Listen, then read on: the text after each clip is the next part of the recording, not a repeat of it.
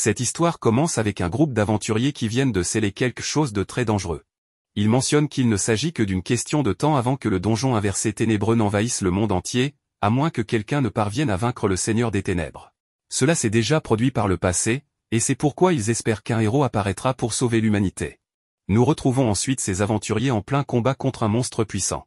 Leur force est évidente. Ce groupe, connu sous le nom de Lance du Tonnerre, est de rang A et vient tout juste de vaincre une hydre. Mais attendez, ils sont observés. Il se trouve qu'ils diffusent leur aventure en direct et ont atteint 1 million de spectateurs. Impressionnant, ces aventuriers ne sont pas seulement puissants, ils sont aussi très populaires. Cependant, Yuk, notre protagoniste, décide de quitter la Lance du Tonnerre. Simon, le chef du groupe, veut comprendre pourquoi. Yuk lui explique que les récompenses ne sont pas équitables, une critique qu'il formule depuis toujours. Cette fois, il prouve qu'il a raison, car sa récompense est dérisoire. Simon lui rappelle que, bien que les aventuriers forment des groupes, ils restent indépendants et les gains sont proportionnels aux contributions. Barry, un autre membre, estime que c'est correct ainsi et que Yuk devrait au moins être reconnaissant de recevoir un peu d'argent, même s'il ne combat pas et profite des objets des autres. Yami partage cet avis, considérant que Yuk n'est utile que pour préparer les diffusions. Camilla, une autre membre, conseille à Yuk de contribuer davantage s'il veut plus de récompenses. Yuk lui rétorque que ses propos sont injustes, car il l'aide souvent grâce à sa magie. Elle élude ses paroles, et Simon conclut qu'il devra supporter la situation, car aucun autre groupe ne l'acceptera. De plus, Simon lui reproche d'avoir atteint le rang B grâce à une faveur d'une amie d'enfance et que Lance du Tonnerre, un groupe de rang A, l'a accepté par pitié. Cela montre qu'il se moque de son départ, car il n'a aucune importance pour eux. Humilié, Yuk décide de partir. Le chef lui laisse une dernière chance de revenir sur sa décision, mais Yuk reste ferme. Nous découvrons alors la ville de Clovey, surnommée la Cité des Aventuriers. C'est une ville prospère, dotée de nombreuses avancées technologiques. Au sein du guilde, Yuk rencontre la réceptionniste nommée Mamar. Yuk lui annonce qu'il cherche un nouveau travail, ce qui la surprend, puisqu'il appartient normalement à son groupe habituel. Il lui explique qu'il a décidé de partir, ce qui ne choque pas Mamar, car, selon elle, il est courant que des tensions surviennent dans les groupes. Elle lui remet un formulaire à remplir. Nous apprenons alors que Yuk a 20 ans, qu'il est mage rouge et alchimiste de rang B. Il possède des talents comme l'amélioration des capacités, le soutien d'équipe et il est aussi un expert en montage de stream. Une femme, toute excitée de voir Yuk, l'appelle professeur. Il s'agit de Marina, qui a reçu des cours de la part du protagoniste par le passé. Marina est curieuse de savoir ce qu'il fait et, lorsque Yuk lui explique qu'il cherche un groupe, elle trouve cela parfait.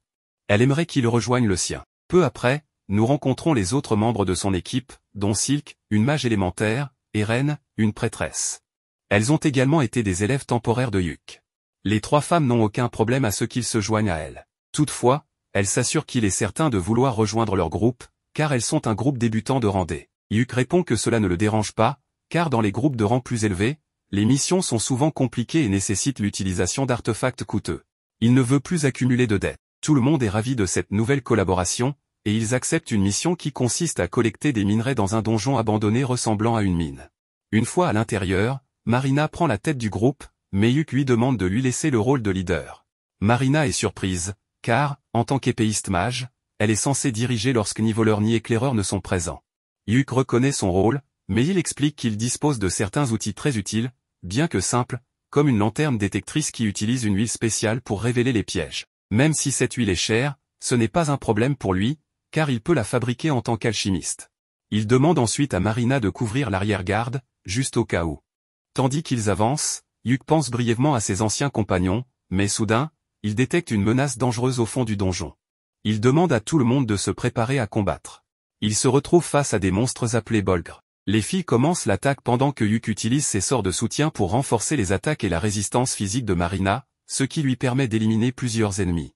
Les membres de l'équipe sont stupéfaits de voir Yuk lancer 3 sorts de soutien en même temps, et ce, sans même les incanter.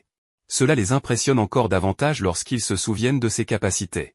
Après avoir terminé le premier étage du donjon, ils vérifient l'état de chaque membre, une étape essentielle dans l'exploration des donjons. Une fois assurés que tout le monde est en bonne condition, ils poursuivent leur chemin. Ils rencontrent bientôt des mineurs cadavériques en grand nombre. Ren commence à prier pour demander de l'aide divine, tandis que les autres préparent une attaque puissante pour les éliminer en un clin d'œil. Cependant, cette attaque consomme énormément de mana, et Yuk utilise une de ses capacités pour restaurer rapidement les réserves de Ren. Les autres sont stupéfaits, car la récupération de mana est une compétence très rare et exclusive aux mages rouges. Cette capacité est si prestigieuse qu'elle garantit une place dans des groupes de rang A.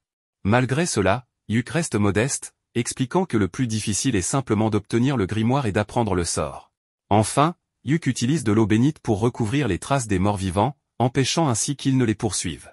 Silk est surprise par l'utilisation d'étendues d'un matériau extrêmement coûteux par Yuk. Ce dernier explique qu'il le fabrique lui-même en purifiant les cendres laissées par les morts vivants après leur disparition, bien que cette tâche soit généralement réservée aux prêtres. Les filles, impressionnées par son savoir, se réjouissent de l'avoir dans leur groupe. Yuk leur propose même d'apprendre tout ce qu'il sait, ce qui les rend encore plus heureuses. Arrivés à l'endroit où ils commenceront la recherche de minerais, le groupe décide de se reposer. Pendant ce temps, Yuk prépare quelque chose. Sortant une bourse magique, il utilise divers ingrédients pour concocter une soupe de fruits de mer fraîchement cuisinée. Ren, émerveillé par le chaudron luxueux utilisé, apprend qu'il s'agit d'un artefact magique que Yuk a trouvé dans un château. Marina, affamée, n'attend pas longtemps avant de goûter au repas. Rapidement, Yuk transforme la pose en un véritable festin miniature. Manger dans un donjon est inhabituel, mais pour Yuk, tout semble possible. Alors qu'il savoure la nourriture, Silk remarque que le plat semble imprégné de mana. Dotée d'une grande sensibilité au mana, elle demande des explications. Yuk révèle que la cuisine, pour lui, est une forme d'alchimie.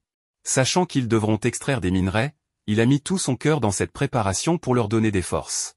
Silk, impressionné, est sans voix, tandis que les autres savourent simplement leur repas. Le groupe atteint le 4e étage et tombe sur un roc lizard, un monstre regorgeant de minerais. Yuk utilise un sort de ralentissement pour immobiliser la créature, tandis que Marina l'attaque avec sa capacité d'épée magique, réussissant à la vaincre. Cependant, cette technique consomme énormément de mana, laissant Marina épuisée. Yuk lui conseille de continuer à s'entraîner pour gagner en endurance et restaure son mana pour qu'elle puisse se remettre en action. Il est maintenant temps d'extraire les minerais. Utilisant une pioche de rupture, Yuk commence à récolter une grande quantité de ressources pendant que les filles les collectent. Après un moment, Silk note qu'il leur en faut encore davantage. Yuk suggère de descendre au 6e étage après avoir vaincu le boss du niveau, une idée qui effraie le groupe. Le boss, un gigantesque crabe surnommé le crabe d'acier, est redouté pour sa puissance. Malgré leurs inquiétudes, Yuk les rassure et promet de s'occuper lui-même du boss pour prouver son utilité. Contre l'avis des filles, il insiste. Une fois face au boss, Yuk décide d'y aller seul et sort un artefact pour enregistrer le combat, une habitude qu'il a prise. Les filles lui suggèrent plutôt de diffuser le combat en direct, trouvant cela très divertissant. Le protagoniste n'a aucun problème à s'occuper seul du combat, mais avant tout, il demande quel est le nom du groupe. Le petit détail, c'est qu'ils n'en ont pas encore, n'étant pas officiellement enregistrés au sein de la guilde. Marina pense que c'est l'occasion idéale pour choisir un nom. Après quelques réflexions, elle propose trèfle. Selon elle, les 3 filles représentent les 3 feuilles du trèfle, et le protagoniste en est la 4e, celle qui porte chance. Tout le monde trouve cette idée excellente et décide de l'adopter. Une fois la mission terminée, ils enregistreront officiellement ce nom de la guilde. Comme le combat sera diffusé en direct, Yuk suggère que le groupe l'accompagne pour que cela soit une véritable performance d'équipe. Cependant, les filles estiment qu'il peut gérer cela seul. Après avoir activé son bouclier protecteur, Yuk commande à son artefact de commencer la diffusion en direct. Il ouvre la porte et fait face au redoutable crabe d'acier. Le combat commence avec le monstre attaquant violemment, mais Yuk esquive avec aisance. Il enchaîne rapidement une série de sorts, ralentissement, poison, paralysie, cécité et même un sort d'évanouissement, maîtrisant ainsi totalement le boss. Enfin, il utilise un puissant sort de gravité pour porter le coup fatal.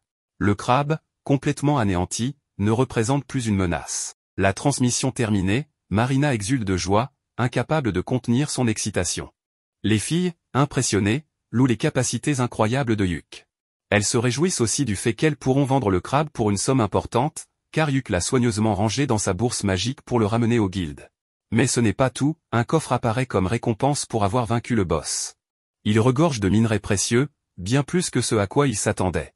Cette mission du groupe Trèfle ne pouvait pas mieux se terminer. Comme vous l'avez peut-être vu auparavant, le contenu à la mode actuellement concerne principalement les streams d'aventuriers ou les versions enregistrées et éditées sous forme de guides stratégiques. Certains préfèrent une approche plus détendue en cuisinant ou en fabriquant des potions dans des donjons. Ces streams génèrent énormément de publicité, ce qui pousse les compagnies à rechercher les groupes les plus prestigieux et les plus populaires. Vous savez, exactement comme cela fonctionne dans notre monde réel. En ce moment, les gens sont stupéfaits que le protagoniste ait vaincu le crabe d'acier sans bouger un seul doigt. Pendant leur voyage en carrosse, le protagoniste demande à tout le monde ce qu'il pense du nouveau membre du groupe, c'est-à-dire lui-même. Les filles sont clairement impressionnées et ravies de l'avoir comme compagnon.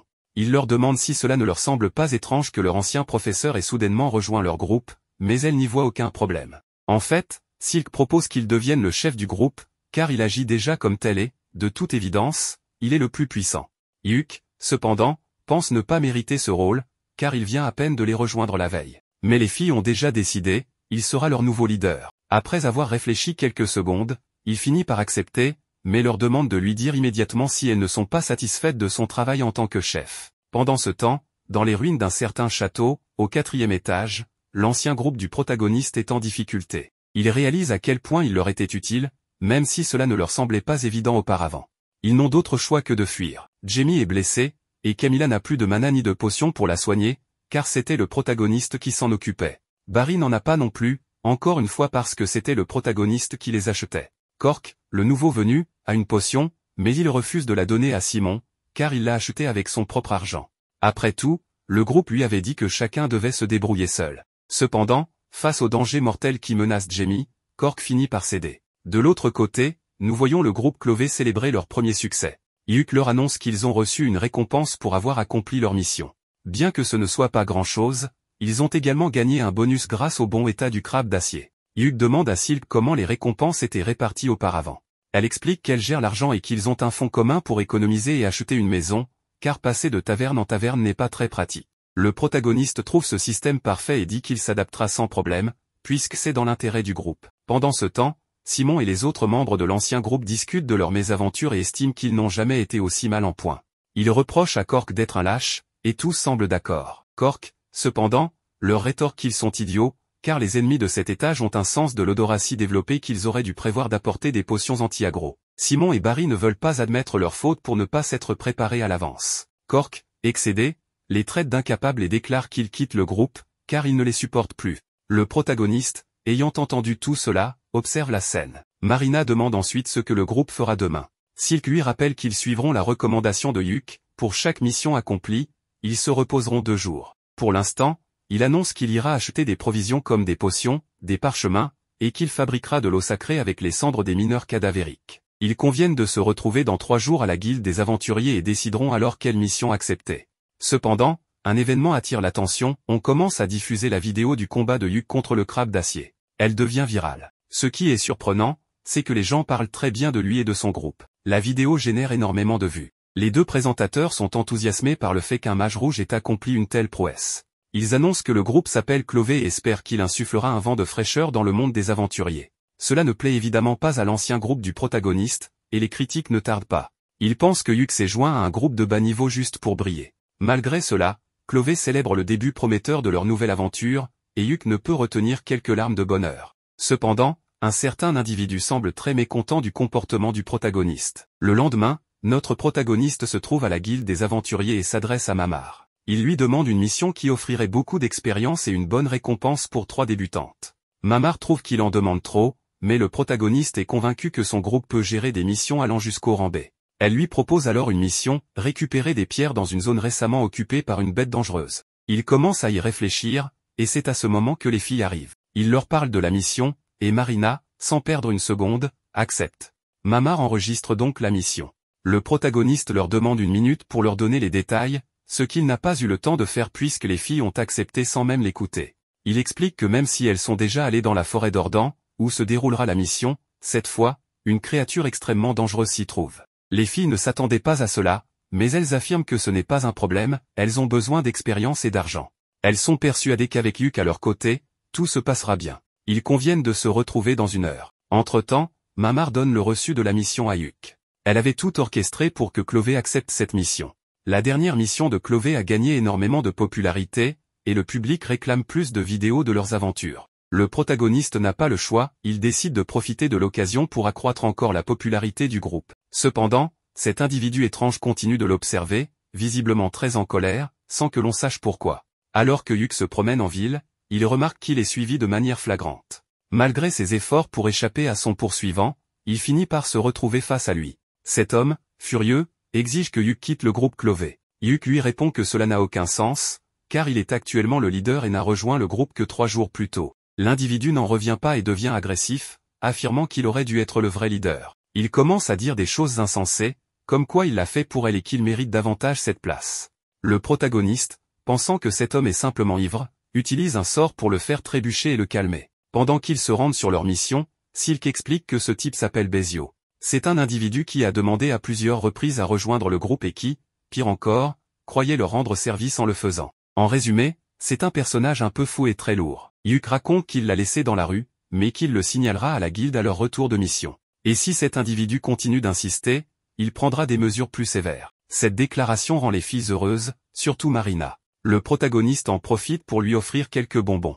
En examinant les détails de la mission, il découvre qu'ils auront besoin de 3 pierres de la cascade de Yomom, qui devrait se trouver sur la rive du lac. Mais un obstacle se dresse devant eux, une créature dangereuse, probablement un ours, un cerf-loup ou même un sanglier, des animaux typiques des forêts. Yuk demande si elles ont déjà été dans cette forêt, et elles répondent que oui, mais qu'à l'époque, il n'y avait aucun animal dans la zone. Cette révélation alerte le protagoniste, car cette forêt devrait normalement être pleine de vie. Cela signifie qu'elles ont eu beaucoup de chance, la créature était probablement déjà là, mais elles ne l'ont simplement pas croisée. Le protagoniste décide alors d'utiliser son caméra pour enregistrer tout l'affrontement avec la bête. Même en cas de fuite, tout sera capturé. Ren demande pourquoi faire cela, et il explique qu'il est essentiel d'identifier la créature en premier lieu. Si le groupe est en danger, la guilde observera tout et enverra des renforts. Et s'ils réussissent à vaincre la bête, la vidéo servira de preuve pour réclamer leur récompense. Ils arrivent finalement à la forêt, près du lac. Yuk explique clairement que si les choses tournent mal, il ne faut pas hésiter à fuir rapidement. Ils commencent alors à enregistrer, lançant officiellement leur mission. Marina demande si elle doit aller en première ligne, car ce n'était pas le cas dans la précédente aventure. Yuk lui répond que ce n'est pas nécessaire, car il n'y a pas de piège ici, et les créatures attaquent généralement par derrière. Silk s'inquiète pour Yuk, mais il la rassure en précisant qu'il porte une armure magique qu'il a trouvée dans un donjon il y a quelque temps. Cette armure lui offre une grande protection, si bien qu'il ne sera pas facile de le mettre hors de combat. Ren confirme qu'elle s'en doutait, il s'agit d'un habit de sorcier, un équipement qui non seulement offre beaucoup de défense, mais amplifie également la magie du porteur et aide à régénérer son mana. Encore une fois, il n'y a donc pas lieu de s'inquiéter si Yuk est en arrière-garde. Ils arrivent enfin à la cascade. Yuk ordonne à son caméra de commencer l'enregistrement. Et c'est alors que la bête fait son apparition. Il s'agit d'un Zarnag, une créature de très haut niveau qui habite dans les plaines du Nord ou dans des donjons d'une difficulté extrême. Cette créature est connue sous le nom de Roi du Nord et ne devrait absolument pas se trouver ici. Notre protagoniste est très inquiet, car il sait que son groupe n'a absolument pas le niveau pour affronter une telle bête. Il leur ordonne de s'enfuir immédiatement pendant qu'il retient la créature. Bien sûr, il espère que la guilde observe tout et enverra des renforts rapidement. La situation est si grave qu'il demande à Silk de prendre sa place comme leader, car il n'est pas sûr de s'en sortir indemne. Marina, cependant, refuse de fuir. Elle suggère que si Yuk peut distraire le Zarnag, toutes ensemble pourront en profiter pour le vaincre. Yuk n'est pas d'accord, considérant les risques trop élevés, mais voyant que les filles refusent de reculer, il n'a pas d'autre choix que d'accepter. Il active immédiatement un enchantement physique pour tout le groupe. Marina se lance alors à l'attaque. Comme on pouvait s'y attendre, ses efforts ne suffisent pas, et elle finit grièvement blessée par un coup du monstre. Yuk utilise alors plusieurs sorts, comme paralysie,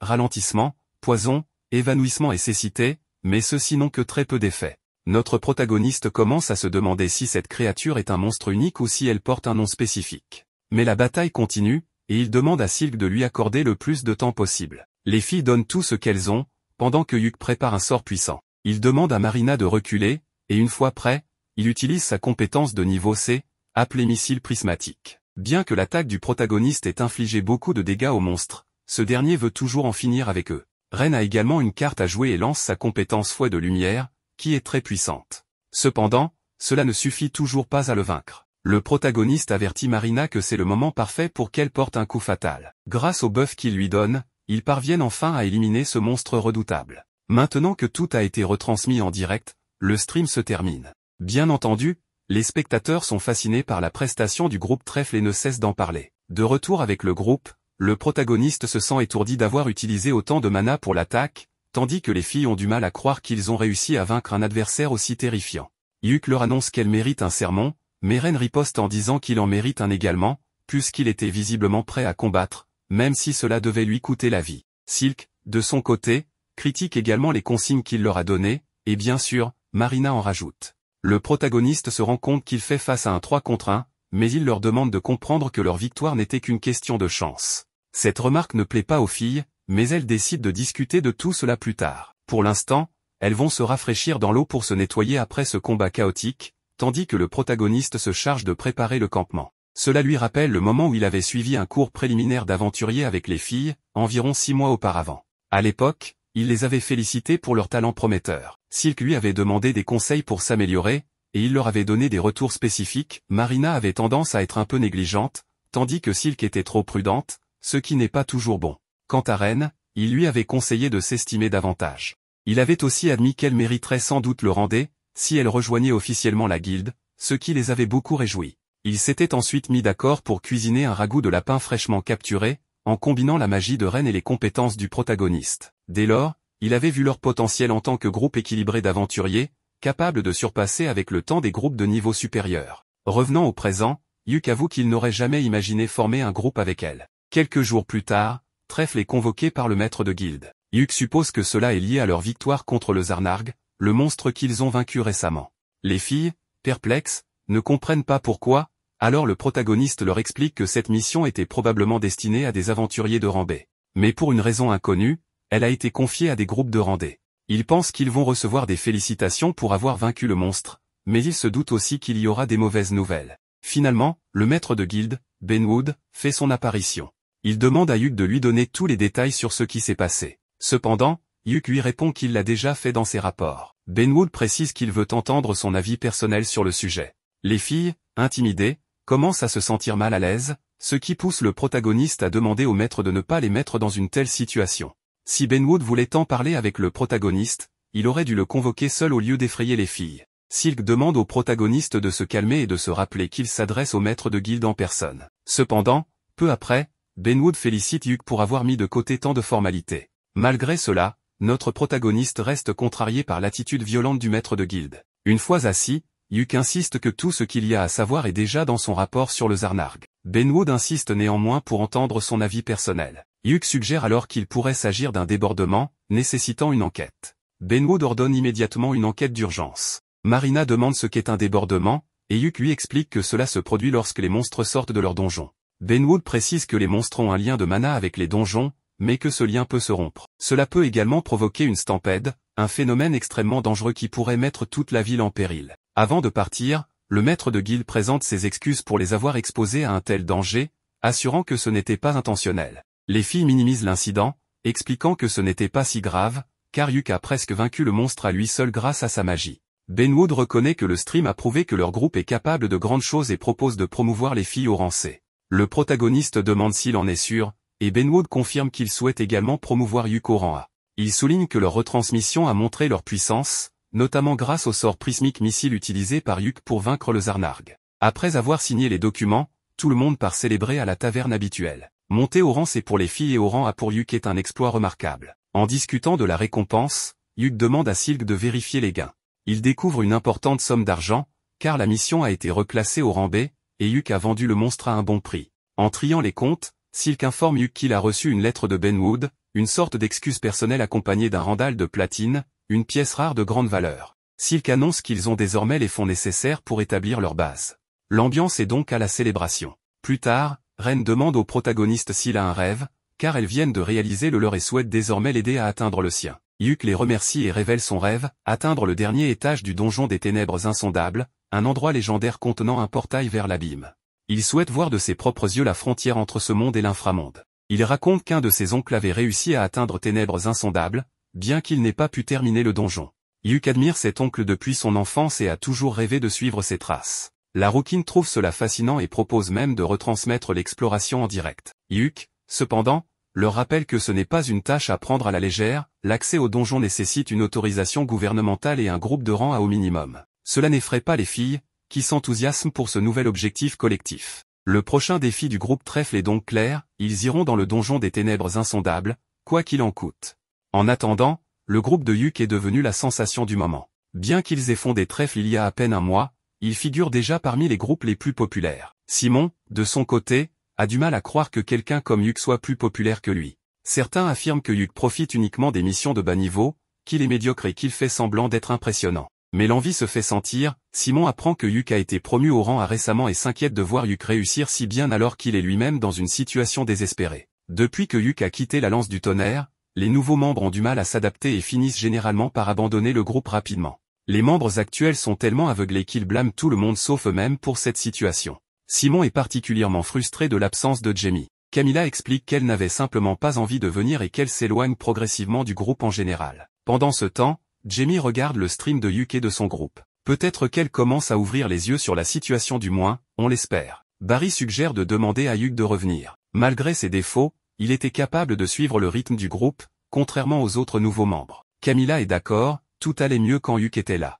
Simon ne pense pas très différemment et envisage même cette idée. Barry propose d'offrir une augmentation à Yuk pour le convaincre, en réduisant le salaire de Jamie, qu'il considère désormais comme inutile. Simon semble déjà avoir des plans en tête à ce sujet. De l'autre côté, le groupe Trèfle revient tardivement d'une mission et se dirige vers la guilde. En chemin, Marina interroge Yuk sur Mamar, remarquant qu'il semble bien s'entendre avec elle. Elle découvre que Mamar est l'une des plus anciennes membres du guilde et qu'elle connaît Yuk depuis ses débuts en tant qu'aventurier. La jalousie de Marina est évidente, mais elle essaie rapidement de détourner l'attention pour éviter que les autres ne s'attardent sur ses remarques. Peu après, Simon apparaît face à Yuk. Ce dernier demande aux filles d'aller parler avec Mamar pendant qu'il discute avec Simon. Ce dernier propose d'aller boire quelque chose, mais Yuk, fatigué de sa récente mission, refuse poliment.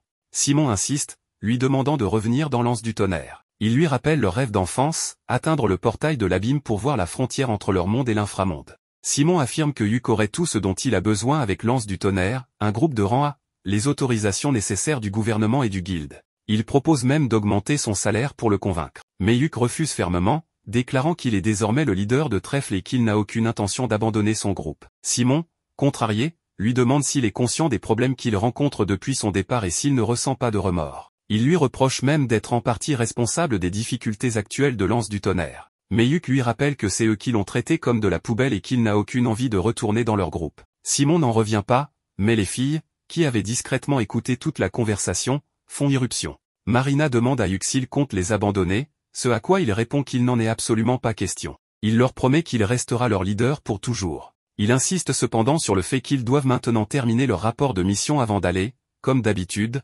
célébrer un peu leur succès. Dans une autre scène, Yuk assis avec ses amis, leur annonçant qu'une guilde leur a confié une mission qu'ils doivent accomplir. Cette demande provient d'Hurty, une entreprise très influente. Silk mentionne que son arc provient justement de cette compagnie. Hurty fait la promotion d'un nouveau produit, et les trois doivent porter la toute dernière armure fabriquée par une filiale d'Hurty. De plus, l'entreprise utilisera leurs images à des fins promotionnelles. Les filles sont ravies, surtout Marina. Leur enthousiasme atteint son paroxysme lorsqu'elle découvre la généreuse récompense et la haute qualité de l'armure. Ainsi, la prochaine mission de l'escouade Clovey consiste à accomplir leur tâche tout en portant l'armure dernier cri d'Hurty. La mission se déroule dans la ville de Qualto, où se situe le siège d'Hurty, plus précisément dans les ruines d'Aion. À son arrivée, Yuk commente qu'il est déjà venu ici quelques fois avec son ancienne équipe à l'époque. À ce moment-là, ses amis apparaissent vêtus de leurs nouvelles armures, resplendissantes. Yuk est un instant subjugué par leur beauté avant de leur offrir un petit sourire. Même si elles ne sont pas encore habituées à ces tenues, elles s'y feront rapidement. Il explique ensuite que, cette fois, ils ne feront pas de diffusion en direct. À la place, ils enregistreront des séquences vidéo directement pour Hurty. Ainsi, ils commencent leur tournage, puis entrent dans les ruines d'Aion, une immense ruine antique ne comptant que 4 étages. Leur objectif est d'atteindre le sanctuaire de la cité abandonnée. En explorant, ils découvrent des escaliers menant vers les bords est et ouest. Marina propose de descendre en rappel, mais Yuk l'avertit que c'est trop dangereux. Pour prouver son point, il ramasse une pierre et la laisse tomber dans le vide. Dès qu'elle touche le sol, des barrières électriques invisibles bloquent le passage. Ces barrières, créées grâce à un puissant sort de distorsion, empêchent toute traversée. Ils descendent ensuite au 2e étage, où Yuk remarque un cercle rouge au centre de la zone. En s'approchant, il réalise qu'il s'agit d'un piège géant. Il attrape un long bâton et le pousse vers le cercle rouge. Dès que le bâton touche la zone, des flèches et des lances jaillissent de toutes parts. Évitant habilement cette pluie de projectiles, il progresse jusqu'à un escalier menant plus bas. Avant de descendre, Yuk suggère de prendre une collation rapide. Alors qu'ils s'apprêtent à avancer, ils s'arrêtent soudainement, quelque chose leur bloque le passage. Instinctivement, ils se mettent en position de combat. Devant eux se dressent 4 énormes orques. Silk saisit son arc, mais Yuk lui ordonne de rester calme. Toutefois, Silk est enflammée et déclare qu'elle les éliminera tous. Elle s'exclame qu'ils ne doivent en laisser aucun s'échapper. Ces orques ne sont pas de simples monstres, car malgré leur niveau C, Yuk leur demande de ne pas les sous-estimer. Yuk établit rapidement un plan de bataille, attaquant d'abord avec la magie et les flèches, ensuite Marina chargera et Silk fournira un soutien à distance. Marina lance une boule de feu, faisant reculer les orques, tandis que Yuk les bombarde de pierres explosives de tous les côtés. Silk termine le travail en les transperçant de ses flèches une à une. Affaiblie, Marina fonce, son épée enveloppée d'énergie, et tranche une orque en deux avant de bondir dans les airs pour en abattre une autre. Après le combat, Yuk ramasse un fragment doré, tandis que Marina trouve une étrange lettre sur l'une des orques. En la lisant, Yuk comprend qu'il s'agit d'un enregistrement d'inspiration, un artefact ancien capable de révéler un potentiel caché. Il n'a pas beaucoup de valeur marchande et le vendre serait un gâchis. Il propose alors de le restaurer eux-mêmes. Cet objet peut légèrement améliorer les talents d'un utilisateur, comme lui offrir une classe secondaire ou débloquer une nouvelle compétence. Après discussion, il décide que Marina en bénéficiera, puisqu'elle ne possède encore qu'une seule classe. Marina accepte. La scène suivante montre le groupe en train de préparer un repas bien mérité après le combat. Ils discutent des pouvoirs magiques et d'un sac enchanté capable de tout stocker. S'ils en trouvent un, ils conviennent que Silk devrait en être la première bénéficiaire. Après avoir passé en revue leurs gains et leurs pertes, ils poursuivent leur mission en montant au 3e étage. Yuk les prévient de rester sur leur garde, car ils ne savent pas d'où les monstres pourraient attaquer. Silk demande s'il y a des boss sur cet étage. Yuk répond qu'il y avait autrefois des gardiens protégeant l'entrée d'Odred, la cité abandonnée, mais aucun n'a été aperçu depuis 10 ans. Cependant, des rapports indiquent que de nombreux traqueurs d'ombre rôdent dans l'obscurité, prêts à frapper. Même s'il en a entendu parler, Yuk n'en a jamais vu de ses propres yeux. Marina lui demande à quoi il ressemble. Yuk décrit des silhouettes humanoïdes entièrement noires avec des yeux lumineux. Soudain, des créatures correspondant exactement à cette description émergent des ténèbres. Yuk est sidéré, car il n'en a pas vu depuis plus d'une décennie. Réalisant l'importance de la situation, il demande à ses amis d'enregistrer leur rencontre. Il les rassure que ces monstres ne peuvent pas traverser le corridor du moins, c'est ce qu'il croit. Mais contre toute attente, l'une des créatures franchit le corridor. Yuk ordonne immédiatement à ses amis de se préparer au combat. Il sort un parchemin d'amélioration multiple, tandis que Marina charge pour attaquer. Avant qu'elle ne puisse frapper, le monstre riposte violemment et l'envoie au sol. Ren accourt pour la soigner avec sa magie, tandis que Yuk et Silk coordonnent leurs attaques. Le monstre riposte en blessant Yuk au visage, mais il ne bronche pas et poursuit son assaut. C'est alors que la créature lance un sort de malédiction sur lui, le plongeant dans l'inconscience. Avec Yuk hors de combat, les filles prennent les choses en main. Ren brandit sa lance et attaque, tandis que Silk prépare ses enchantements. Soudain, Silk sent que le monstre s'apprête à frapper Marina. Réagissant vite, elle demande à Ren de lancer une bénédiction sacrée sur Marina, qui est ainsi protégée juste à temps. Déterminée, Ren déchaîne un puissant sort de zone pour en finir, mais avant que son attaque n'atteigne la cible, le monstre disparaît pour réapparaître juste devant Silk, lui tirant une salve d'énergie noire. À cet instant, Yuk reprend conscience et active un parchemin de protection lumineuse, faisant s'écraser le monstre au sol. Saisissant l'opportunité, Yuk et ses amis attaquent ensemble sans relâche. Après un combat intense, la créature est enfin vaincue. Le groupe célèbre leur victoire et Yuk remercie ses amis, admettant qu'il n'aurait pas pu réussir seul. Ren souligne que le monstre ne devrait pas avoir pu traverser le corridor, ce qui les intrigue. Yuk décide qu'ils doivent terminer leur mission avant d'approfondir cette question. Enfin, ils atteignent les portes d'Odred, la cité abandonnée d'Aion, marquant la fin de leur aventure pour aujourd'hui. De retour à la guilde des aventuriers de Qualto,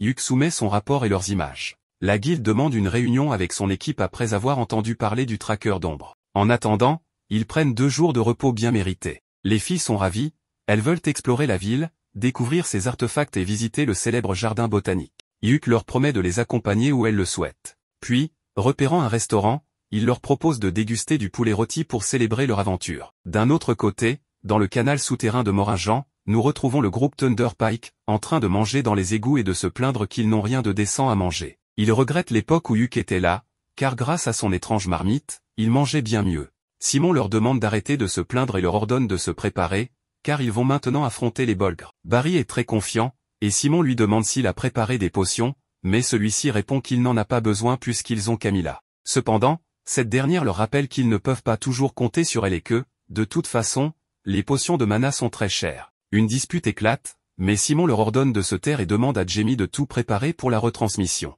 Barry, de son côté, se moque d'elle en la traitant d'inutile. Un peu plus tard, on découvre que leur mission est encore un échec. Mamar les informe que leur réputation est en chute libre et que, s'ils continuent ainsi, leur rang d'aventurier sera déclassé. Il conseille alors à Simon d'accepter des missions plus faciles, lui proposant des missions de rang C. Mais Simon, indigné, lui rappelle qu'il est un aventurier de rang A. Mamar, imperturbable, lui rétorque que cela ne se reflète pas dans leurs résultats. Simon tente de se justifier en affirmant que ce n'est pas la faute de Thunder Pike, mais Mamar lui rappelle calmement qu'un échec reste un échec. Plus tard, alors qu'ils mangent, Simon reconnaît que les missions de haut niveau sont trop difficiles pour un groupe de seulement 4 personnes. Barry suggère alors de faire revenir l'homme à tout faire, Hugh. Après tout, Simon devrait être capable de le convaincre, puisqu'ils étaient amis d'enfance et que Hugh était presque comme son serviteur. Simon répond qu'ils doivent trouver quelque chose pour le faire revenir, comme aller dans les ténèbres insondables. Jamie est surprise d'entendre cela, et Simon explique que c'est le rêve de Hugh d'aller dans les ténèbres insondables. Il est donc probable que si on lui propose d'y aller, il accepte l'invitation. De plus, il pourrait coopérer avec d'autres groupes pour plus de sécurité. Mais en réalité, il n'aurait même pas besoin d'y aller pour de vrai, il suffirait de faire semblant. Après tout, le groupe de Hugh est seulement de niveau C, donc même s'il le voulait, il ne pourrait pas y aller. En entendant cela, Jamie pense que ces types sont vraiment irrécupérables. Pendant ce temps, de leur côté, Hugh informe les filles que le donjon des ruines d'Aion est fermé en raison d'une enquête. Alors qu'ils marchent dans les rues, de nombreuses personnes les reconnaissent et les encouragent, tandis que d'autres ne les voient que comme des novices. Cependant, Hugh leur assure qu'ils n'ont pas à s'inquiéter, car le monde est rempli de gens envieux. Il retrouve ensuite un agent immobilier pour acheter une maison qui servira de base. Il rejette la première, car une maison à un seul étage est une cible trop facile. Mais en voyant la deuxième, Hugh est immédiatement séduit, elle possède des chambres privées, un sous-sol servant de stockage, une salle commune et un accès à la terrasse. Tout le monde adore cette maison, mais l'agent immobilier, nommé Honday, souhaite leur montrer une dernière propriété. Cependant, en marchant dans la rue, Hugh se sent mal à l'aise en réalisant que cette maison est située non loin de la base de Thunder Pike. En apprenant cela, les filles informent Honday qu'il n'est pas nécessaire de voir la dernière maison, car elles sont déjà convaincues par la précédente. De plus, elles ne veulent absolument pas avoir Thunder Pike comme voisin. Sans perdre de temps, Hugh et les filles commencent à emménager. Hugh est surpris lorsque les filles lui demandent quelle chambre il va prendre, car il pensait qu'elles allaient vivre seules. Mais elles lui font comprendre qu'elles veulent vivre avec lui. Hugh est un peu nerveux, mais elles lui disent que cela ne sert à rien de discuter. Après tout, comment pourrait-il abandonner 3 filles sans défense dans une maison? Finalement, il accepte, mais leur demande de bien verrouiller leur porte, car après tout, il reste un homme. Après avoir terminé leur installation, ils vont manger. Hugh leur offre une gigantesque tablette en guise de décoration et de cadeau de pendaison de crémaillère, car elle leur sera utile pour regarder leurs propres vidéos et planifier des stratégies. Tout le monde est ravi et trinque à leur nouvelle base. Mais à ce moment-là, une publicité de Thunder Pike apparaît sur l'écran, annonçant leur mission de trouver les ténèbres insondables. Les filles se tournent immédiatement vers Hugh, mais il leur assure que, bien que ce soit son rêve, il ne s'agit pas d'une course. D'ailleurs, son rêve a un peu changé ces derniers temps, car maintenant, il veut aller aux ténèbres insondables avec elle. À cet instant, un message magique de la guilde lui est parvenu. En la lisant, il découvre qu'il s'agit d'une demande de soutien venant de Thunder Pike. Il demande alors poliment à Mamar de les informer qu'il refuse de collaborer avec eux. Un peu plus tard, alors qu'il se promène en ville, Simon l'aborde directement et exige une explication. Mais Hugh lui répond très clairement qu'il n'a aucune intention de collaborer avec Thunder Pike. Il ira aux ténèbres insondables, mais pas avec eux. Il conseille même à Simon de réfléchir à ses choix une bonne fois pour toutes. Il fait déjà partie d'un autre groupe, et il est très malpoli et impoli de lui demander de revenir dans leur groupe. Simon, comme d'habitude, essaie de le blâmer pour tous ses échecs. Bien que Hugh soit agacé, il répond qu'il n'ose pas le rendre responsable d'avoir quitté Thunder Pike. On l'obligeait toujours à préparer les choses, à enquêter sur la mission, à collecter des informations sur le donjon. On lui confiait toutes les tâches qui n'étaient pas liées au combat, et il a supporté cela pendant longtemps en espérant qu'un jour il s'en rendrait compte. Mais ils n'ont jamais pensé à lui, alors il ne veut pas maintenant entendre parler de cette histoire d'amis. Ren lui prend la main, l'aidant à se calmer, et après s'être excusé auprès de Ren, Hugh décide de partir. Simon tente encore de le convaincre en lui expliquant que s'ils échouent à nouveau, Thunder Pike sera rétrogradé. Mais Hugh lui répond clairement que ce n'est plus son problème. 2 semaines plus tard, le maître de guilde informe Hugh qu'il est fort probable qu'un débordement soit en train de se produire, en montrant divers points sur la carte où des événements similaires ont eu lieu. Hugh demande ce qu'en pense l'Académie royale, et le maître de guilde lui répond qu'ils ne peuvent pas exclure la possibilité qu'il s'agisse d'un débordement. Surpris, Hugh lui demande si cela concerne la mission d'enquête sur les ténèbres insondables. Le maître de guilde l'arrête et explique que si cette mission a été approuvée, c'est probablement parce qu'elle est liée à la vague de monstres. Le maître de guilde confie alors à Hugh une mission pour son groupe, Trèfle, enquêter sur les ténèbres insondables. Mais Hugh objecte, expliquant qu'un groupe de rang C ne peut pas être envoyé sur une mission aussi dangereuse. Cependant, Benwood révèle que le groupe Scordia s'est retiré. Il précise qu'il ne demande pas à Hugh de conquérir l'endroit, seulement de l'étudier. Hugh insiste sur le fait que pour progresser, il faut compléter la mission, mais Benwood refuse et lui remet un précieux parchemin de sortie. Il veut des informations provenant directement de Hugh et de personne d'autre. À ce moment-là, Mamar entre dans la pièce et remet à Hugh une demande officielle, le groupe Trèfle est temporairement considéré comme un groupe de rang A. La mission leur est confiée sur ordre du roi de Welmelia. Sans autre option, Yuk informe ses coéquipières et leur dit qu'il préférerait refuser cette mission. Bien que la récompense soit alléchante et que cela améliorerait leur score, c'est une mission dangereuse et il manque encore d'expérience. Silk lui répond qu'elle comprend ses inquiétudes, mais qu'ils peuvent se préparer. De toute façon, tôt ou tard, ils devront explorer ce donjon pour trouver le portail vers l'abîme, donc c'est une bonne occasion d'y aller en avance. Toutes les filles sont d'accord. Ren demande alors à Yuk s'il a peur, et il lui avoue qu'il a effectivement peur mais de les perdre. Ren l'enlace et lui dit d'accepter la mission. Voyant ses coéquipières déterminées à l'aider, il s'excuse auprès d'elle. Silk explique aux autres que leur professeur a longuement réfléchi à leur sécurité, et qu'elles doivent progresser autant que possible pour qu'il n'ait plus à s'inquiéter pour elles. Après avoir trouvé un accord, ils se rendent auprès de Benwood et l'informent qu'avant de partir, ils veulent recruter un autre membre pour les soutenir. Ils demandent à Benwood de leur recommander quelqu'un de compétent. Benwood leur apprend que Mamar a déjà anticipé cela et leur présente Néné, qui souhaite les rejoindre. Mamar précise qu'elle est la fille d'un ami et qu'elle a causé des ennuis dans sa terre natale. Il l'a donc amenée avec lui pour l'aider à changer de voie. Néné se présente alors sous le nom de Néné Shilfindle, une ancienne voleuse devenue ninja. Elle promet de se consacrer entièrement au groupe. En ce moment, le groupe se trouve à l'entrée du donjon, et Silk est surprise de voir qu'elle se situe juste sous le siège de la guilde. Mamar explique que la guilde a été construite à cet endroit précisément pour sceller l'entrée et la protéger. Benwood veut leur annoncer une nouvelle, Scordia, l'un des 3 groupes de rang A, s'est retiré de l'enquête. C'était déjà connu, mais maintenant, le groupe Grantsblow a fait de même.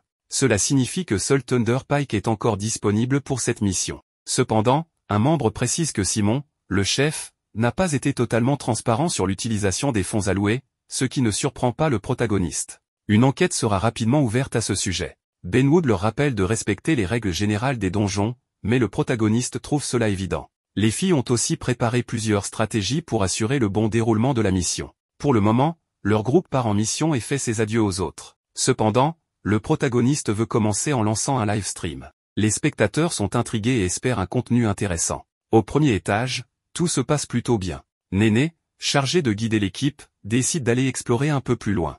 Marina félicite Ren pour son nouveau bâton, qu'elle a baptisé bâton cramoisi, un artefact qui renforce considérablement la magie offensive. Silk demande au protagoniste ce qu'il pense du donjon jusqu'ici, et il avoue être moins enthousiaste qu'il ne l'avait imaginé. Les filles trouvent cela normal puisqu'ils viennent à peine de commencer, mais Silk, elle, est surexcitée. Pour elle, c'est un rêve qui se réalise. Depuis qu'elle est devenue aventurière, elle a décidé de rester dans la société humaine et de gagner de l'argent. Cependant, sa vision du monde a changé grâce au protagoniste, et accomplir son rêve à ses côtés l'émeut profondément. Néné revient après avoir exploré la route et annonce que cet endroit est très étrange.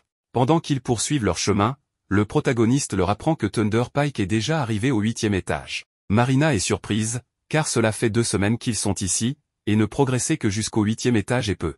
Yuk explique que l'objectif de la mission est de découvrir si quelque chose d'inhabituel se passe dans ce donjon, et non de le conquérir. Comme l'expédition est diffusée en direct, le maître de la guilde et les représentants de l'Académie royale examineront la vidéo en détail. D'après les archives de l'Académie, ce donjon est en réalité une tour souterraine. Une rumeur dit qu'il existe un escalier qui monte vers la surface. Les documents historiques indiquent que quiconque tente de monter sans emprunter ces escaliers subit des effets étranges, comme une distorsion spatiale. En résumé, la règle de ce donjon est d'utiliser les escaliers, que ce soit pour monter ou pour descendre. Soudain, Néné détecte un monstre qu'ils ne pourront pas éviter. Ils n'ont pas le choix, ils doivent combattre. Le monstre qui apparaît est étrange, et l'équipe se demande s'il s'agit d'une chimère. Yuk donne ses instructions, Ren doit lancer un sort offensif compact, Silk doit viser la tête avec son arc, et Marina doit utiliser une nouvelle technique plutôt que son épée habituelle, car leur but est d'éliminer le monstre avant qu'il ne puisse riposter.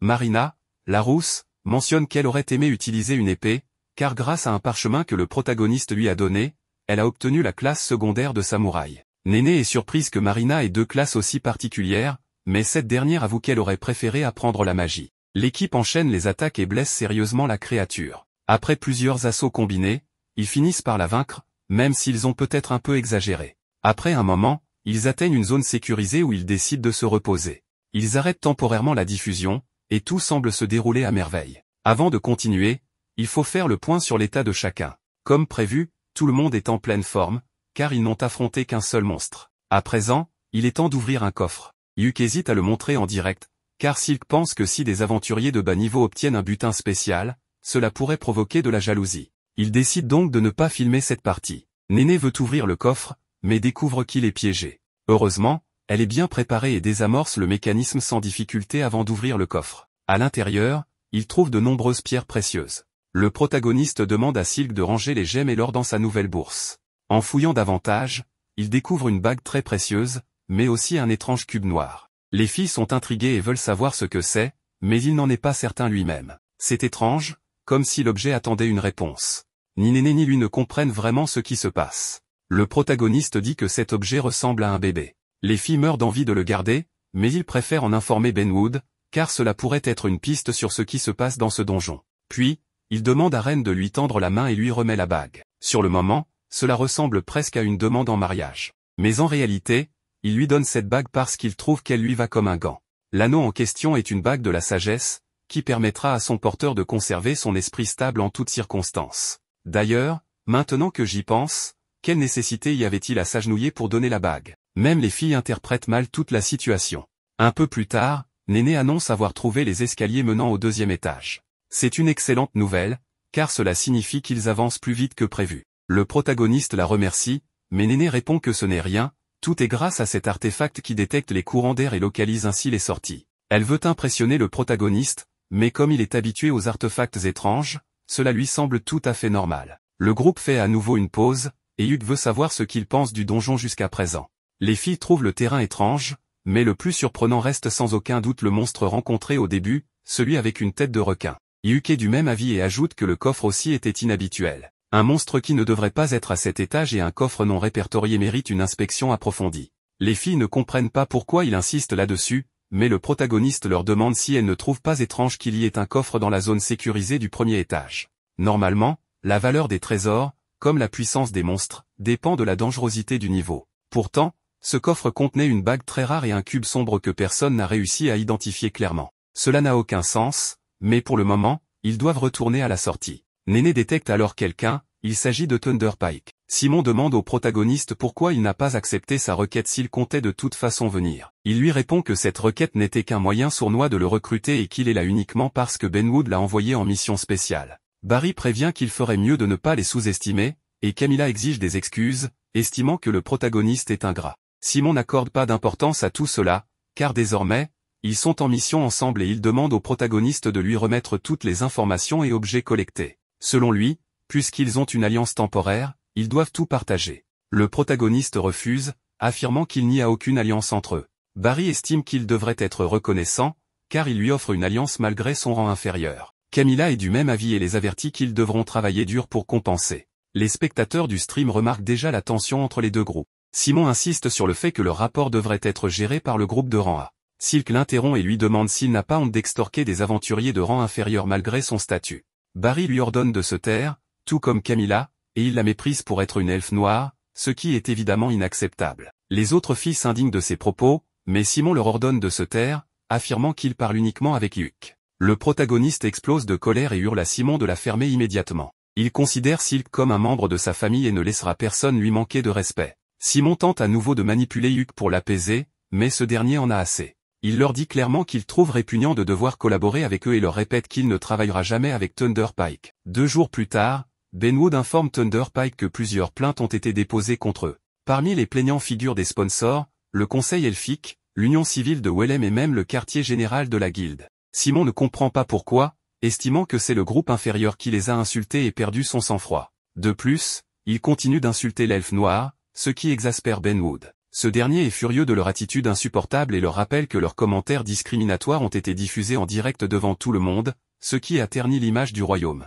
Un tel acte pourrait compliquer les relations avec le royaume des elfes. Thunder Pike doit donc faire une déclaration publique d'excuses et se préparer à perdre leur licence d'aventurier. Pire encore, en fonction des décisions prises, ils pourraient être exilés du royaume à jamais. Simon tente de se justifier en rappelant leur mission d'exploration, affirmant que sans eux, Trèfle ne pourra rien accomplir. Mais Benwood l'interrompt, en réalité, Trèfle a obtenu d'excellents résultats, contrairement à Thunder Pike, qui n'a fait que gaspiller l'argent du royaume. Plus tard, Simon est toujours enfermé dans son délire et ne comprend pas pourquoi il devrait s'excuser. Simon soupçonne Hugh de lui avoir tendu un piège, mais peu après, le gros lard qui avait harcelé les filles de Trèfle, lui propose un plan parfait pour se venger de Hugh et de Trèfle. Simon, à court d'options, demande plus de détails. Maintenant, le protagoniste demande à Marina si elle sait comment utiliser le cube noir. Elle répond que oui, qu'elle l'a découvert récemment, mais qu'elle a besoin de son aide pour y parvenir. Tous deux le tiennent, et Marina lui demande de penser à elle. Le cube la connaît déjà, donc il serait bien de lui montrer un peu de sa perspective.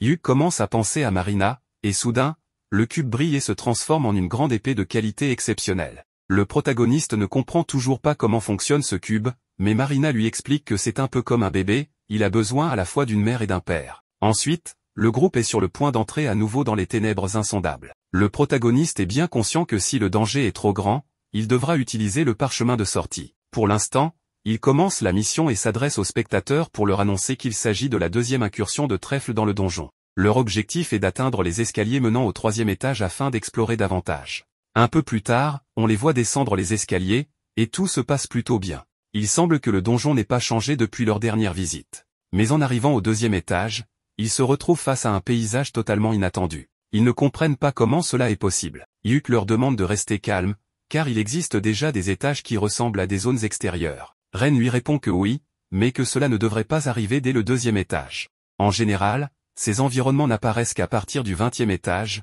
ce qui rend la situation très étrange. Comme il faut rassembler des informations, Ren décide d'utiliser sa magie pour sonder les alentours. Elle ne détecte absolument rien, pas même un monstre. Mais lorsqu'elle demande à Hugh de tourner à gauche, elle aperçoit une sorte de maison. Malheureusement, ses yeux commencent à fatiguer, alors il va falloir aller voir sur place. Silk trouve cela fascinant qu'il y ait une maison ici, et Hugh est d'accord, c'est très étrange de trouver une maison intacte dans un donjon. Il y a forcément quelque chose d'anormal. De plus, il est inquiet à propos du soleil visible dans ce monde, s'il s'agit d'un artefact, d'accord, mais si c'est un vrai soleil, cela signifie que la nuit pourrait être dangereuse. Un peu plus tard, ils arrivent à la maison. Hugh hésite sur ce qu'il doit faire. Ren ne perçoit aucune trace de mana, mais Hugh sait que l'entrée pourrait être risquée. Soudain, une vieille femme sort de la maison et leur dit qu'elle n'a pas eu de visiteurs depuis longtemps. Tout le monde est surpris, car personne ne devrait vivre dans un donjon. Il lui demande pourquoi elle est ici, mais elle répond que c'est une longue histoire et les invite à entrer pour en discuter. Le protagoniste refuse immédiatement, ce n'est pas un endroit pour prendre le thé, mais un donjon. La vieille femme les regarde avec compassion et leur dit qu'ils devraient se dépêcher, car la nuit va tomber, et tout va empirer. À ce moment-là, l'espace autour d'eux commence à se distordre. La maison grandit et la vieille femme se transforme en une femme magnifique. Elle regarde le protagoniste avec pitié et lui dit qu'il était sur le point de franchir un seuil dangereux. Elle lui demande s'il savait qu'il ne devait pas entrer, car elle adore les hommes intelligents. Cette femme n'est autre que la déesse Perséphone, la souveraine de la vie et de la mort. Perséphone est surprise que le protagoniste la connaisse. Elle leur explique qu'elle passe son éternité à guider les âmes des morts et qu'elle trouve fascinant qu'ils soient arrivés jusqu'ici. Mais elle les prévient, maintenant qu'ils sont là, ils ne pourront plus en ressortir vivants. Sans perdre une seconde, le protagoniste s'incline et lui dit qu'ils se reverront lorsque son temps sur cette terre arrivera à sa fin. Perséphone l'observe attentivement et lui dit qu'elle se souviendra bien de ses paroles. Quelque chose arrive alors au protagoniste, mais il dit aux autres de courir vers les escaliers immédiatement. Pris d'une grande urgence, il utilise son enchantement physique pour accélérer leur fuite. Il réalise que la présence de Perséphone signifie que cet endroit est littéralement le royaume des morts. Après une course effrénée, le groupe parvient finalement à s'échapper et à survivre. Mais ils sont complètement épuisés. Avoir passé la nuit dans le royaume des morts les a tant affaiblis que le protagoniste ne peut même plus utiliser sa récupération de mana. Cependant, ce qui inquiète le plus les filles, c'est ce qui est apparu sur son visage, une marque étrange. Il semble qu'il ait été maudit par Perséphone, et même Ren ne peut pas la retirer. Hugh leur dit de ne pas s'inquiéter, il ira au temple une fois rentré chez lui. Pendant qu'il mange, Hugh réfléchit. Il pense que cet endroit était les pleines cendres de l'épopée de Remazurka, et que les mots qu'il a adressés à Perséphone, nous nous reverrons quand mon heure viendra, sont exactement les mêmes que ceux du héros de l'épopée. C'est peut-être ce qui lui a permis de survivre. Il explique que ce royaume est un monde en dehors du leur, régi par Perséphone. Il est enfermé dans un cycle sans fin où le jour symbolise la paix et la nuit représente la mort. Cela signifie que lorsqu'ils étaient là-bas, tout était inversé, le jour et la nuit, la vie et la mort, la jeunesse et la vieillesse. Il pense que cela doit être une caractéristique propre aux ténèbres insondables. D'après lui, le portail vers l'abîme est en réalité un passage vers un autre monde. Ren lui demande quel est le lien entre cela et les ténèbres insondables. Hugh pense que cette dernière réplique en fait le monde auquel elle est connectée. En d'autres termes, les ténèbres insondables est un donjon qui émule un autre monde. Le portail de l'abîme doit traverser plusieurs dimensions, y compris celle-ci. Si c'est vrai, alors le donjon pourrait être capable de recréer d'autres mondes, comme les pleines cendres. Enfin, ce ne sont que les hypothèses du protagoniste. Maintenant qu'il y pense, Hugh veut savoir à quel étage il se trouve, mais il semble qu'il n'ait aucun moyen de le savoir. Il soupçonne qu'il pourrait être au 30e étage, précisément celui atteint par l'expédition d'il y a 20 ans. Il semble qu'ils aient sauté plusieurs étages sans comprendre pourquoi. Selon Marina, il est probable que les escaliers les transportent à des étages aléatoires et que le deuxième étage du début n'était peut-être pas réellement le deuxième. En tenant compte de cela, le protagoniste ne sait pas s'il doit se retirer ou continuer. Silk pense qu'il est encore trop tôt pour y réfléchir et recommande de se reposer. Les autres filles sont du même avis, car elles ont à peine l'énergie de marcher. Tout le monde décide donc de se reposer. Hyuk est le premier à s'endormir, mais à son réveil, il est attaché. Simon dit l'avoir suivi. Hyuk lui demande ce qu'il veut, mais Simon reste confiant car il dit avoir l'avantage, et il semble dire vrai. Camilla dit qu'elles ont toutes été attachées pendant leur sommeil, et Barry avertit que ce que Ren porte autour du cou est un collier de soumission. Simon raconte qu'il l'a reçu d'un sponsor qui déteste profondément le protagoniste. Grâce à cela, Ren obéira à tout ce qu'il ordonne. Bien sûr, il n'a pas de bonnes intentions. Maintenant qu'ils ont été considérés comme des criminels et exilés, tout lui est égal. Simon dit qu'il veut donner une seconde chance au protagoniste et faire la paix. Il lui tend un papier à signer. Ce document indique que dès le début de la mission, Trèfle a demandé une alliance avec Thunder Pike. Il stipule également que la discrimination envers les elfes est un problème chez Trèfle et que Thunder Pike a été sollicité pour donner l'exemple. Il accuse Trèfle de tous les dégâts causés en raison de leurs mensonges, notamment ceux de leur chef, Hyuk. De plus, le protagoniste est censé exprimer de profonds regrets et s'excuser auprès de Thunder Pike, qui est totalement innocent. Enfin, Thunder Pike absorbera Trèfle pour l'aider à corriger son comportement. En résumé, Simon veut que Hyuk dise tout cela en direct pour redorer l'image de Thunder Pike. Le protagoniste refuse, mais Simon commence à le frapper. Il estime que Hyuk lui doit tout après les avoir abandonnés. Il croit toujours que Hyuk est responsable de tout ce qui leur est arrivé. Barry lui demande de se calmer, car si Hyuk meurt, rien de tout cela ne fonctionnera. Simon comprend que c'est vrai. Pour prouver qu'il est sérieux, il ordonne à Barry de tuer Silk. Cependant, avant cela, il dit vouloir s'amuser un peu avec elle. Hyuk sait que la situation va très mal tourner, alors il décide de signer le papier pour que tout le monde soit laissé en paix. Simon lui tend alors le document et de l'encre pour signer, mais soudain, un étrange tremblement se produit. Le protagoniste s'arrête, sentant que le donjon est instable, mais Simon n'en a rien à faire. Tout le monde commence à tomber, et il semble que ni le protagoniste ni les filles ne vont s'en sortir. Heureusement, Jamie utilise un sort pour amortir leur chute. Cet événement est inattendu, mais le protagoniste n'hésite pas à la remercier. Simon lui demande ce qu'elle fabrique, mais des orques apparaissent soudainement. Jamie donne alors sa sacoche à Hyuk. Le protagoniste active alors le parchemin de sanctuaire. Jamie réveille tout le monde et les libère du sortilège. Ensuite, il active le parchemin de sortie. Hyuk demande à Jamie d'emmener Simon et les autres avec eux, mais elle hésite, trouvant leur comportement cruel. Hyuk répond que la justice décidera de leur sort, mais qu'ils ne peuvent pas mourir ici. Bien sûr, cet enfoiré de Simon attrape Ren et refuse de partir. Honnêtement, quelqu'un devrait vraiment éliminer ce personnage de l'histoire. Il est insupportable. Les filles gagnent du temps en combattant les orques. Pendant ce temps, Hyuk demande à Simon ce qu'il fabrique. Le protagoniste ne peut pas bouger en utilisant le parchemin, mais Jamie courageusement pousse Simon pour que les autres puissent s'enfuir. Ce type est complètement fou et croit qu'il pourra toujours s'échapper. Barry et Camilla le supplient de les aider à fuir, mais il leur hurle de se débrouiller au lieu de se plaindre. Grâce à Jamie, tout Trèfle parvient à s'enfuir. Il semble que tout soit terminé pour Thunder Pike. Les orques risquent de lui faire des choses horribles. Cependant, il semble que Simon ait encore un atout dans sa manche. Nous voyons maintenant Jamie dire qu'elle regrette d'avoir toujours demandé des médicaments au protagoniste, car elle n'avait aucune idée de leur coût.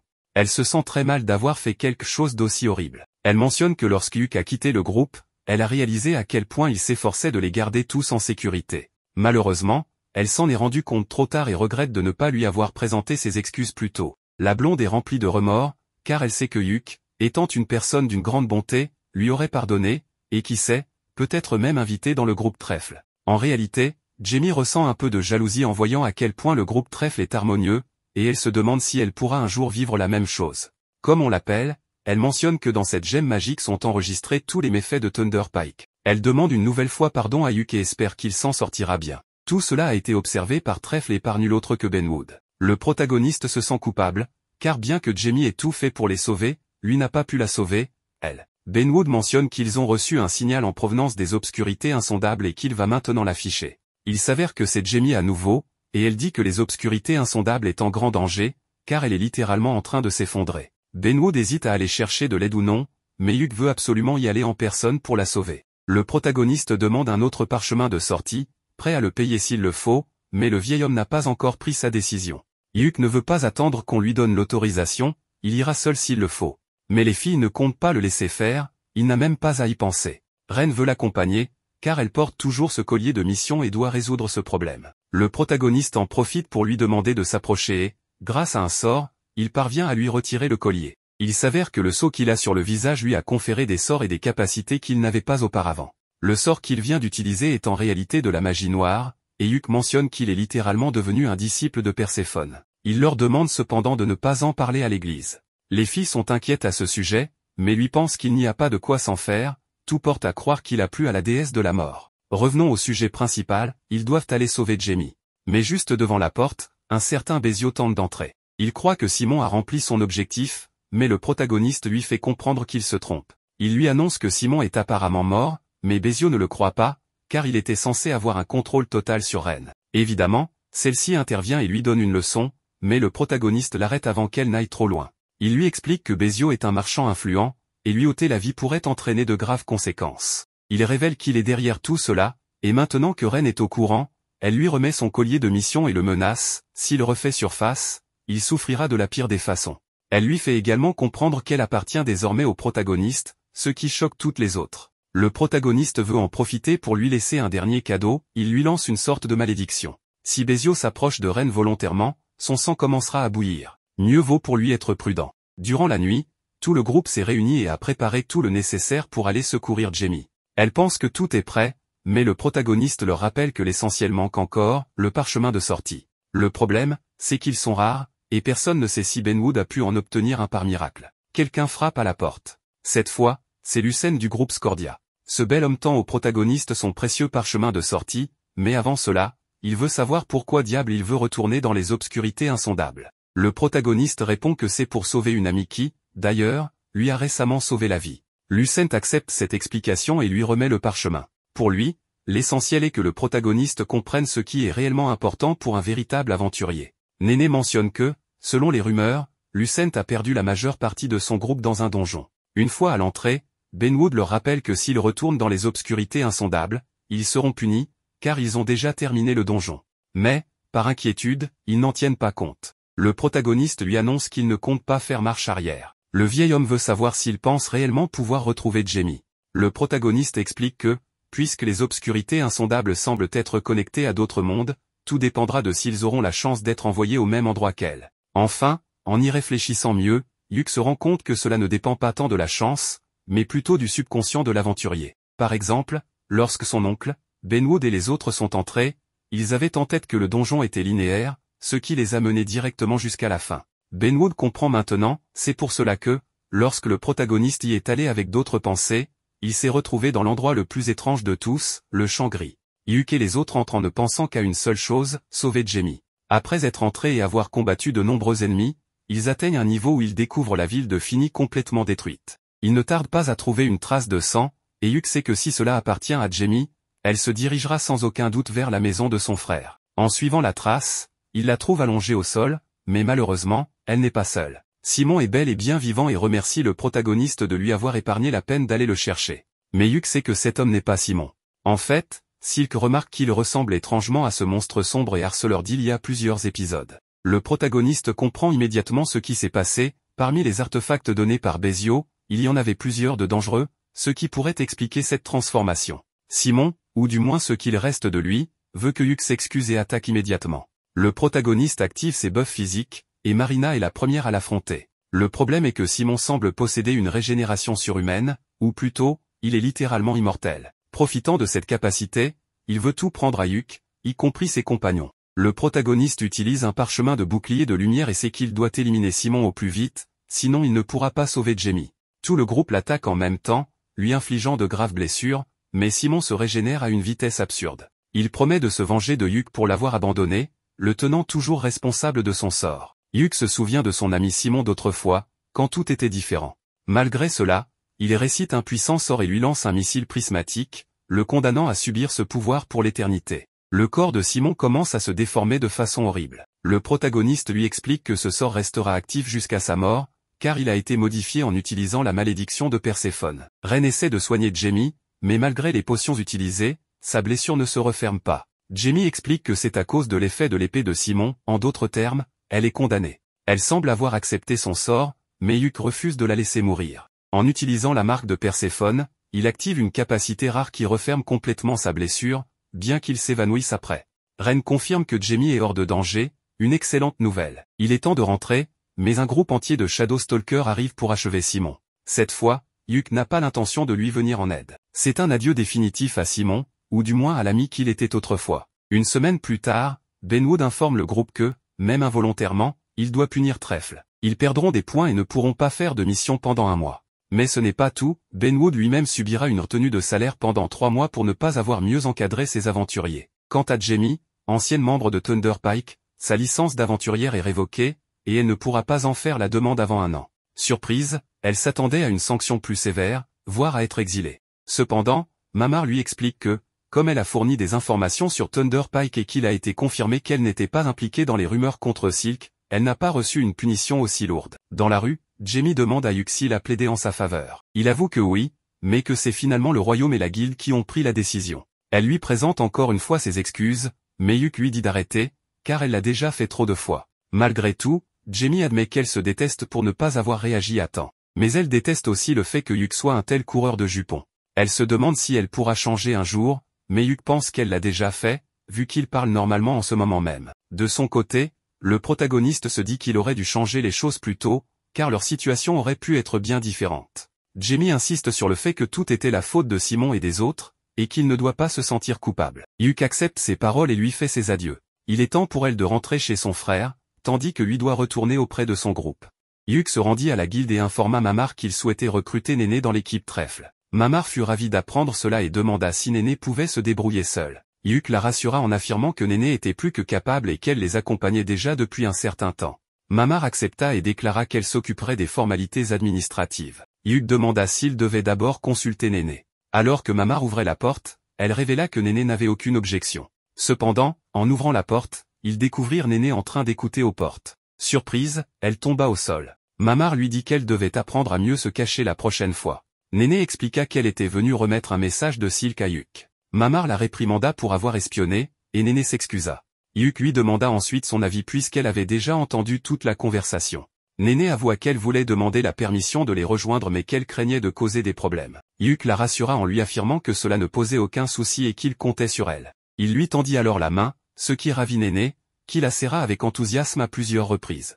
Mamar avertit Néné de ne pas causer de problème à l'équipe. Néné promit qu'elle accomplirait ses tâches avec sérieux. Mamar prit ensuite Néné dans ses bras, lui disant qu'elle lui manquerait et qu'elle se sentirait seule sans elle. Elle lui demanda d'écouter Yuk, car il était désormais son chef, et lui confia entièrement sa responsabilité. Yuk acquiesça et emmena Néné avec lui. En sortant, Yuk lui demanda quel était le message qu'elle devait lui transmettre. Elle lui remit une lettre et lui dit qu'il comprendrait en la lisant. Après avoir lu la lettre, Yuk suggéra d'aller voir Jamie. Jamie était en train de ranger des livres sur les étagères de la bibliothèque à l'aide de sa magie lorsque Yuk et Néné entrèrent. Yuk la complimenta sur son efficacité, et Jamie répondit humblement que ce n'était rien d'extraordinaire. Elle fit ensuite remarquer à quel point la pièce était devenue en désordre. Yuk expliqua que Benwood l'avait laissée ainsi après avoir laissé la salle sans utilisation. Jamie estima qu'il lui faudrait une semaine pour tout remettre en ordre, ce qui surprit Néné. Jamie expliqua qu'elle travaillerait dur et qu'une semaine lui semblait un délai raisonnable. Néné s'étonna, avouant qu'il lui faudrait des mois pour y parvenir. Jamie remercia ensuite Yuk d'avoir demandé au chef de la guilde de lui permettre de travailler là pour aider à financer le traitement de son frère Tech.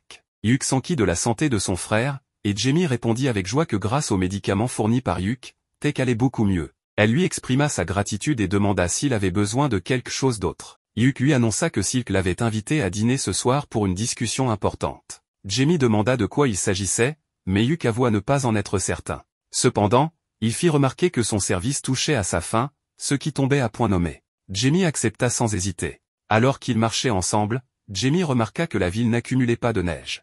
Néné mentionna qu'elle n'aimait pas le froid et préférait la chaleur. Yuk se remémora son village natal, couvert de neige, et se rappela des jeux avec Simon et ses enfants. Il s'arrêta soudainement, ayant une pensée soudaine. Jamie et Néné remarquèrent son trouble, et Jamie fit remarquer que ses pensées étaient clairement visibles sur son visage. Néné ajouta que les autres filles s'inquiétaient aussi pour lui. Jamie le rassura en lui disant que quoi qu'il pense, cela lui correspondait, car il avait tendance à être imprudent. En arrivant chez eux, Yuk tint la porte ouverte et invita les filles à entrer en disant « Les dames d'abord ». Jamie trouva son geste inhabituel et plaisanta en disant qu'il devrait aussi leur ouvrir la porte de manière plus élégante. En entrant, elles furent surprises par une pluie de décorations. L'équipe annonça avec enthousiasme que Jamie et Néné étaient officiellement acceptés dans Trèfle. Les deux filles furent ravies. Néné déclara avec joie qu'elle faisait désormais partie de l'équipe. Jamie accusa Hugh de les avoir trompés, et il lui demanda timidement pardon avant de les inviter à l'intérieur. Tandis que Néné rejoignait l'équipe avec enthousiasme, Jamie hésita à franchir le seuil. Hugh lui demanda si elle n'était pas satisfaite de la décision. Jamie assura qu'elle en était ravie mais qu'elle avait l'impression de leur avoir causé trop de soucis. Silk s'approcha et devina qu'elle faisait référence à Thunder Pike. Jamie admit que Simon avait été cruel, Barry encore pire, et que Camilla l'avait méprisée. Elle avait l'impression d'être aussi insignifiante qu'eux. Silk la rassura en lui disant que tout cela appartenait au passé et qu'elle faisait désormais partie de leur équipe. Elle lui rappela qu'elle leur avait sauvé la vie. Le reste de l'équipe se rassembla autour d'elle, lui prenant les mains et lui affirmant qu'elle était l'une des leurs et qui lui devait la vie. Ils reconnurent aussi ses compétences en tant qu'éclaireuse et son importance pour l'équipe. Hugh lui dit que le passé était derrière eux et qu'ils avanceraient ensemble en tant qu'équipe. Jamie, bouleversé, acquiesça et se mit à pleurer. Les filles l'entourèrent immédiatement d'une étreinte chaleureuse. Hugh déclara qu'il était temps de célébrer, et ils préparèrent un festin. Il annonça qu'il fêterait l'intégration officielle de Néné et Jamie à l'équipe. Maria fit remarquer qu'ils étaient maintenant 6 membres et demanda si un trèfle n'avait normalement que 4 feuilles. Jamie expliqua que dans le langage des fleurs, un trèfle pouvait symboliser la gloire ou le prestige. Maria complimenta Jamie sur son intelligence, et Hugh approuva en déclarant « La gloire, ça sonne bien ». Il déclara ensuite que leur objectif serait d'élever l'équipe trèfle à de plus grands sommets. Ils trinquèrent ensemble. Plus tard dans la nuit, Hugh accompagna Jamie chez elle. Elle s'excusa de lui avoir demandé de l'accompagner. Il la rassura en disant qu'il ne pouvait pas la laisser rentrer seule la nuit. Il avoua ensuite que lorsqu'il était arrivé en ville, il avait été fasciné par sa beauté éclatante, différente de tout ce qu'il avait connu. Jamie plaisanta en lui demandant si son opinion avait changé. Ils évoquèrent ensemble leurs souvenirs et réalisèrent combien ils avaient évolué. En rentrant chez lui, Hugh trouva Ren seule. Elle lui expliqua que les autres aidaient Néné à déménager ses affaires de chez Mamar. Hugh fut surpris qu'il n'ait pas attendu le matin, mais Ren expliqua qu'ils étaient pressés. Elle mentionna aussi qu'elle avait perdu à pierre-feuille-ciseaux et devait donc faire la vaisselle seule. Hugh lui proposa de l'aider à essuyer les assiettes. Pendant qu'ils travaillaient ensemble, Ren plaisanta en disant qu'il ressemblait à un jeune couple marié. Embarrassé, Hugh faillit laisser tomber une assiette. Un mois plus tard, Hugh se rendit à la guilde, où Mamar lui annonça une nouvelle surprenante, un nouveau donjon avait été découvert, une première depuis 10 ans. La nouvelle mission qui se profilait allait changer l'avenir de l'équipe trèfle. De retour à la maison, Hugh croisa Maria, qui devina immédiatement qu'il avait obtenu une nouvelle mission. Hugh fut choqué de la rapidité avec laquelle elle l'avait compris. Maria lui dit avec assurance qu'elle le connaissait trop bien. Hugh demanda ensuite des nouvelles des autres, et Maria l'informa que Silk était dans sa chambre, Ren prenait un bain, et qu'elle-même se rendait à la guilde pour rencontrer Jamie. Ren apparut bientôt, les cheveux encore mouillés, et demanda à Hugh de l'aider à les sécher. Alors qu'il s'exécutait, elle lui demanda s'il leur avait trouvé une nouvelle mission. Hugh confirma et mentionna que Maria était déjà au courant. Ren décida de faire une sieste avant le dîner pour être bien reposée. Peu après, Silk rejoignit Hugh, lui apportant une boisson chaude car il faisait froid dehors. Elle supposa également immédiatement qu'il avait trouvé une nouvelle mission. Hugh fut déconcerté par la façon dont tout le monde semblait savoir avant même qu'il n'annonce quoi que ce soit. Silk le rassura en disant que cette mission semblait bénéfique pour Trèfle, et elle se porta volontaire pour l'aider à planifier. Elle insista également pour que personne d'autre que lui ne dirige leur équipe. Hugh admit qu'il ne connaissait pas encore tous les détails, mais Silk pouvait déjà dire qu'il avait décidé de l'accepter. Hugh confirma qu'il prévoyait de prendre la mission, mais qu'il devait d'abord recueillir plus d'informations.